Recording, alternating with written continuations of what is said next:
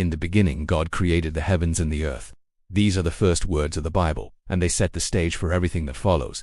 Welcome to Genesis, the first book of the Bible, and the foundation of everything we know about God, creation, humanity, and His plan for the world. Genesis tells us how the world began, not by accident, but by divine design. In 6 days, God created the universe, light and darkness, sky and sea, plants and animals, and finally, humanity, made in His image.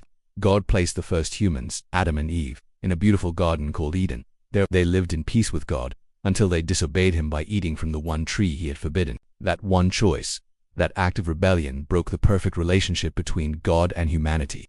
It's called the fall, and it marks the beginning of humanity's struggle with sin. From there, Genesis unfolds like a storybook of firsts. The first murder, Cain and Abel; the great flood, when Noah built an ark to save life on earth; the Tower of Babel, where human pride led to scattered languages and nations. But Genesis is also a story of hope. God chooses a man named Abraham and makes him a promise.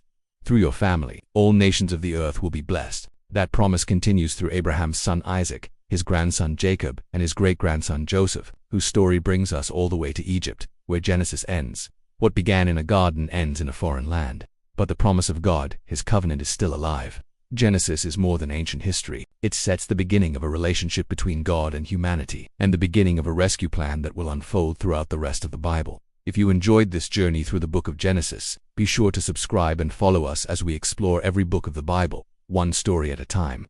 This is the story of Genesis, and this is just the beginning.